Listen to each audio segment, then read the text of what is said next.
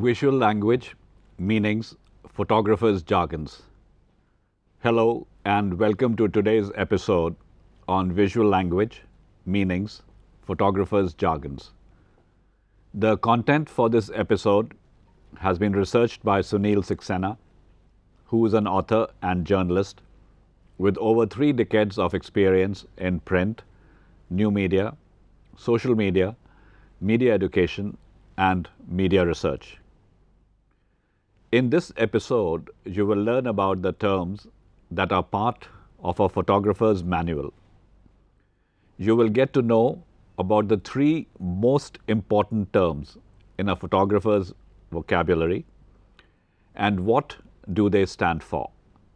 You will get an understanding of the language of photography, especially how photographers compose images and the terms they use to describe the different forms of light. You will also learn about the photographer's jargon or words that they use to describe different situations that they encounter while shooting. Photography, ever since its evolution, has developed a language of its own. It is a language that photographers use to communicate with each other, with their editors, and their clients. The language is technology dependent, and most of the words are derived from the equipment used by photographers. The term photography is derived from 2 Greek words, phos, which means light, and graphe, which means to draw. This is why photography is defined as the art of drawing with light. The photographers do use a variation of this definition to explain their work. They define themselves as professionals who communicate with light. Well-known photographer Huntington Witherill says, "Photography is in most every sense of the word a language. It is a language of light and a language of visual expression." He considers the photographic language as the most adept form of efficient and precise communication devised by man. He is right. The photographers need to master the visual language if they have to be rated high. They have to learn new techniques which are akin to adding new words to their visual vocabulary. They also have to learn to use these techniques. Otherwise, their language may be like that of an individual who has a vast vocabulary but is unable to express himself properly. The language of photography is made of 2 aspects. The first is the form or the mechanics. The second is that of visual appeal or aesthetics.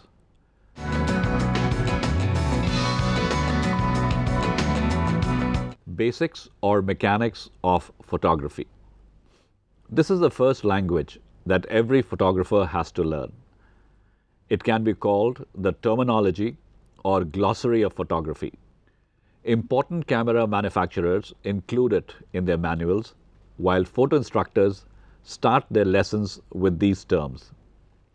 Let's understand the meaning of the most important words that populate the language of photographers. The 3 words are aperture, shutter speed, and ISO.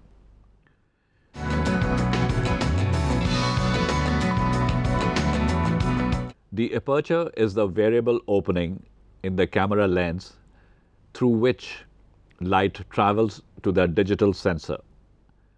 The larger the opening, the greater is the amount of light that enters the camera, and vice versa. The size of aperture opening is defined in f numbers, popularly known as f-stops. Logically, a small f-stop should mean a small opening, and a large f-stop should mean a larger aperture. But this is not so in photography. A small f-stop means a large aperture or large opening, while a large f-stop indicates small opening. So, when a photographer wants very little light to enter the camera, he sets the f-stop setting at f/8. But when he needs a large volume of light, he changes the setting to f/1.4. The f-stop is also used to define lens speed. A lens with a low f-stop is considered a fast lens because it can allow more light to enter than a lens with a high f-stop. Professional photographers therefore check the maximum and minimum on f-stops before buying a camera. Another term that flows from aperture is depth of field, which can be described as the distance between the nearest and farthest objects that appear in focus in the image. The depth of field is a very important part of the photographer's vocabulary because it explains the sharp and blurred parts of an image. A photographer can focus on a petal and make it stand out, making the rest of the flower look hazy. This is an example of a narrow depth of field. The photographer can capture a long line of hills stretching up to the horizon where all objects are sharp. This is an example of a large depth of field. The depth of field is dependent upon the aperture and the focal length of the lens.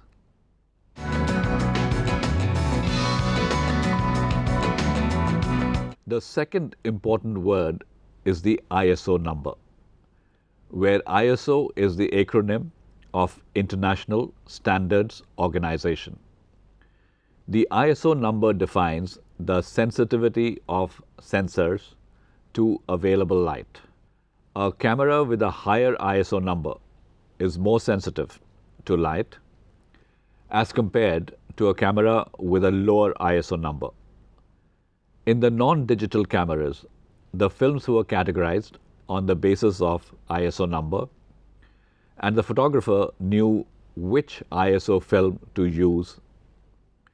In today's digital cameras, the component that decides the sensitivity is image sensor, also called digital sensor or simply sensor. This is one of the most expensive parts in a camera. It converts the light that falls on it into electrical signals to create an image. The higher ISO number cameras can capture images even in dim light without a flash. This is not so in the case of cameras with low ISO numbers. Each camera has a base ISO, which is the lowest sensitivity number of the sensor installed in the camera. Generally, the base ISO is either 100 or 200. It is programmed to produce the sharpest image in normal light conditions. The ISO numbers grow in geometric progression. So the ISO series reads as 100, 200, 400, 800, 1600, and so on. Each ISO number doubles the sensitivity of the sensor. Thus, an ISO 1600 is 16 times more sensitive than ISO 100 and can capture an image in 16 times less light than a camera with ISO 100 sensor.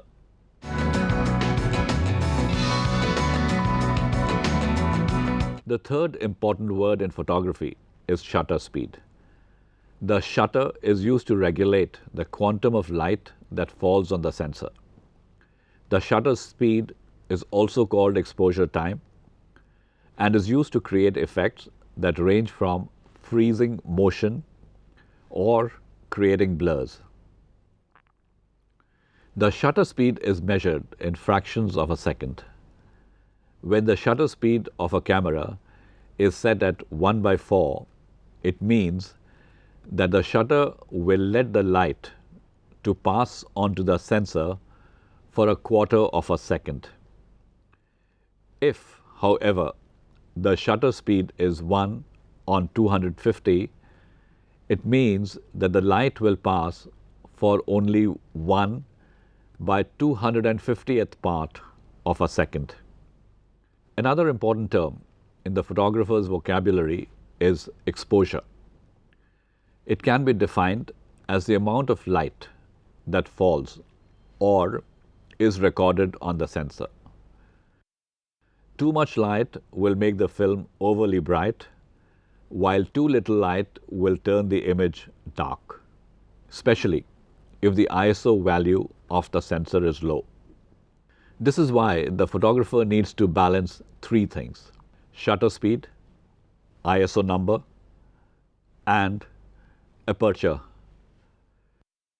Today, the amateurs work with point and shoot cameras, also known as P&S cameras, while the advanced or professional photographers use digital single lens reflex cameras, popularly known as DSLRs. The key difference between them is the way the photographer sees the scene.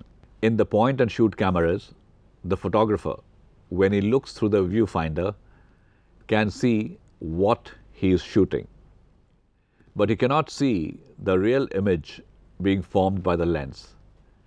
As against this, in the digital single lens reflex camera, the image that the photographer sees through the viewfinder is the same image that is being formed on the sensor.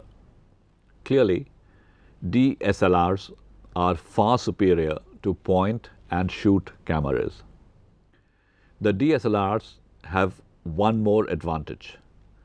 The photographer can change lenses according to needs. This is not so in the case of point and shoot cameras, where the lens is fixed. The most commonly used lens in cameras is the 50mm lens, which is also known as normal lens.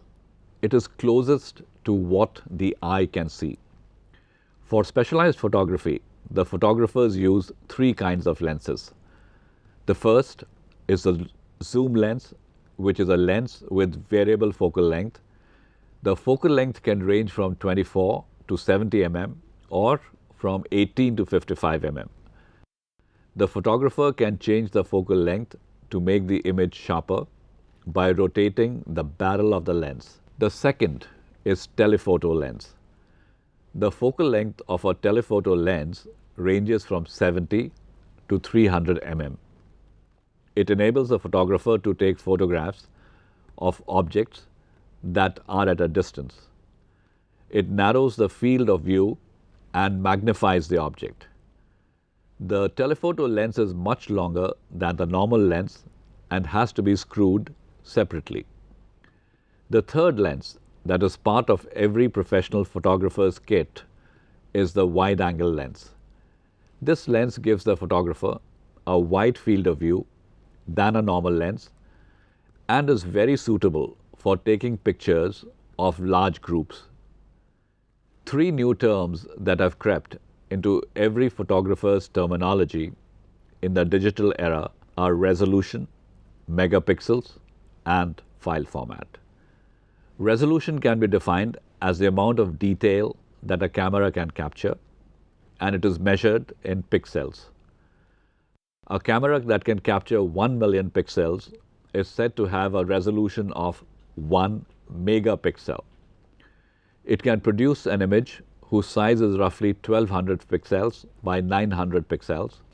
News and advertising photographers who need to produce high-quality images use cameras whose resolution can be 11 megapixels or even more. Most DSLRs give the option to photographers to shoot images in the JPG format. This has become a popular image format, though some photographers refer to shoot in the RAW format. The RAW format is a much larger file and carries more information. The photographer can process this file manually using photo software. We should also not forget focus. It is a function of the camera, lens, and aperture setting, and an important element of the visual language. Images that are in focus are sharp and crisp, while those that are out of focus are hazy and blurred.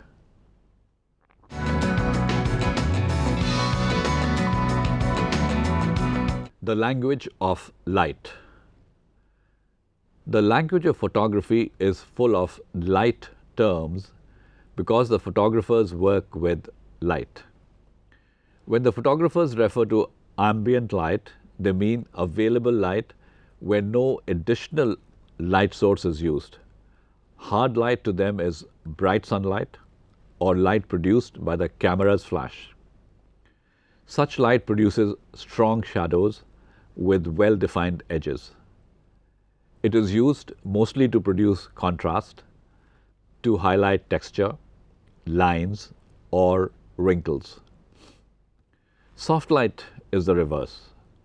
It is diffused light, such as light on an overcast day, which produces soft shadows and low contrast.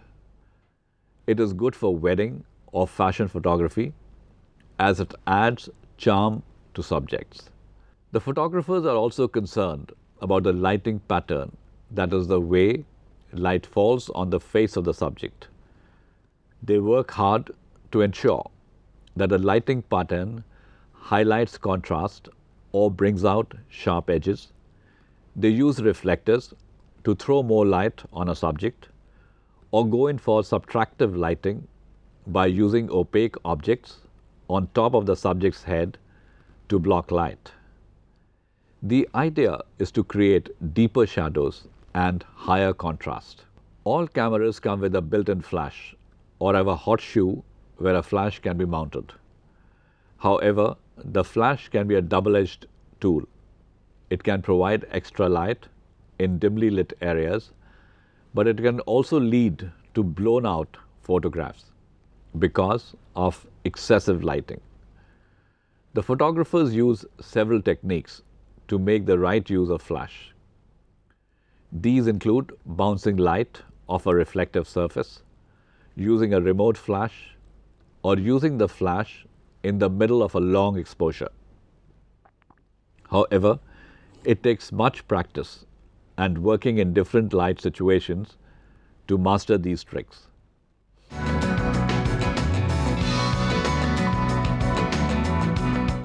Visual rules.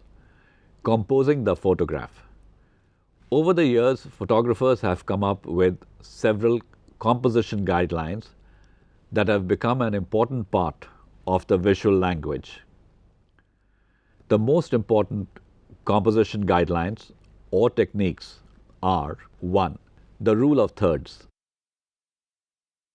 This composition technique helps the photographer decide where to place the subject in the frame. Some camera makers even provide a tic-tac-toe grid in the viewfinder to help the photographers. The grid divides the frame into 9 segments using 2 vertical and 2 horizontal lines. The photographer is advised to place the subject at the points where the lines intersect or next to them. This creates a balanced and pleasing creation. 2. Leading lines. When photographing subjects like a hillside, the photograph can be composed in such a manner that the eyes of the viewer are guided by strong lines created by a curving road or lines created by pine trees. The lines can guide the viewer to the central point of the photograph. 3. Symmetry and patterns. Natural or man-made patterns arrest eye movement and make interesting photographs. The patterns can be caused by shadows, colors, design, texture, or shape. They can be symmetrical or asymmetrical, but each pattern is a natural composition technique. The photographers use them to create stunning photographs. 4. Framing. The subject is shot through a frame, which may be an arc, a door, an opening, etc. The resultant effect is focus created by the object through which the subject has been framed. 5. Scale and proportion. This technique is a great way to underline size. For instance, a tall volleyball player may be photographed standing against an open car door to underline the height of the player. When done properly, the effect of this technique can be stunning. 6. Give space on the side. This composition rule advises photographers to leave space on the side of the frame, especially if the photograph is of a moving object. The viewer gets a feel of action. 7. Movement along the diagonal. This composition technique is favored by news photographers. They shoot the subject, especially sports events, along the diagonal to give the image a sense of movement.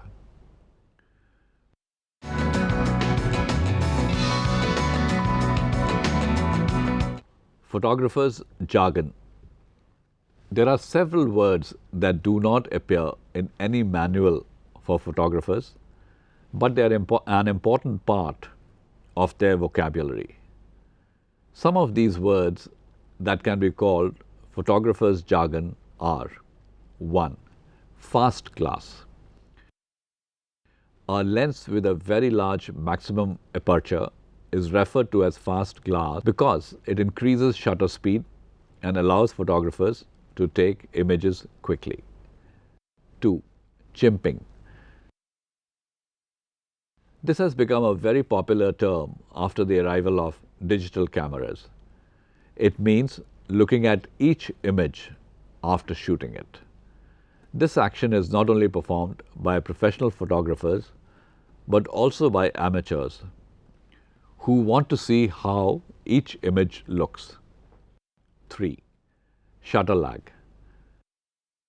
This is referred to the time lag that occurs between the pressing of the shutter button and its actual opening. It is quite noticeable in point-and-shoot cameras, but much less in DSLRs. The photographers are careful about shutter lag because the image will get affected if their hand shakes during this period or the focus shifts. 4. Camera shake. Today, the DSLRs are heavy and there's a possibility of slight shaking of hand while shooting. The shifting or shaking, which is referred to as camera shake, can cause a blurring of the image. No photographer wants this to happen. 5. Lens flare. When a high-intensity light source shines directly on the lens, the image can turn hazy. Sometimes it may also create circles of bright light. Photographers refer to this happening as lens flare. 6. Panning.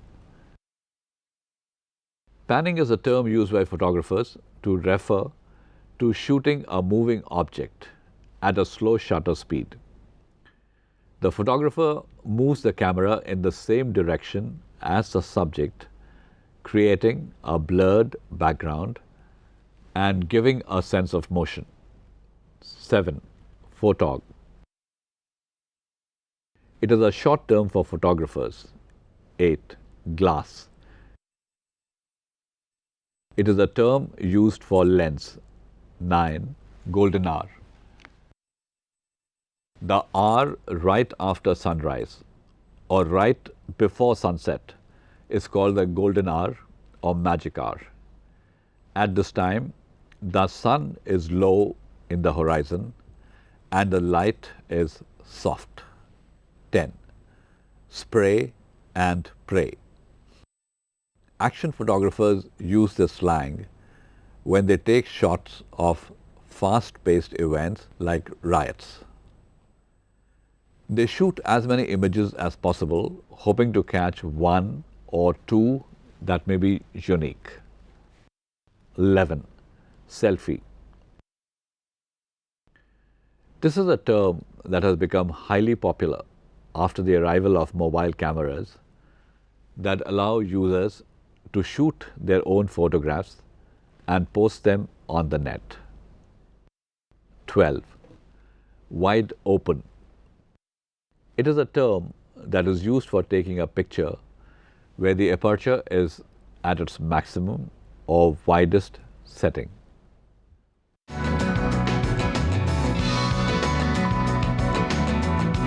Let's do a quick summary of what you have learned today.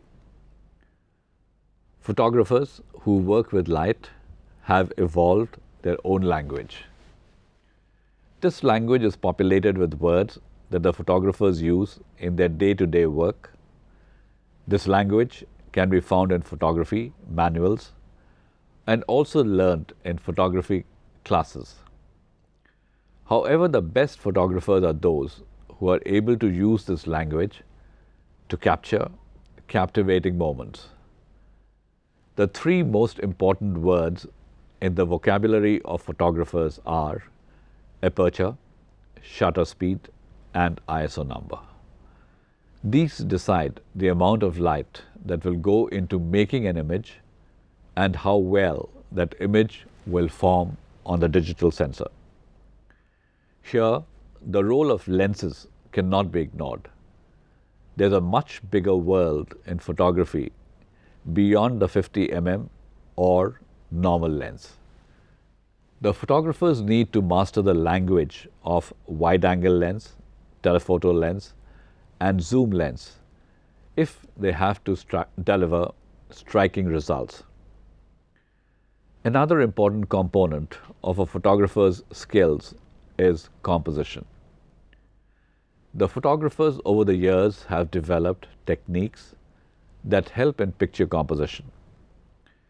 These include composition techniques like the rule of thirds, framing, scale and proportion, symmetry and balance, movement along the diagonal, etc. The photographers have also learned how to use light to produce magical effects. They have classified light as ambient light, hard light, soft light, etc., and learnt what settings should be used in these light situations. They have even developed their own jargon like golden hour or magic hour to describe light conditions. This is all that we have in today's episode. We hope it would have given you an insight into the world of photography and photographers. Thank you and see you soon with another informative episode. Goodbye.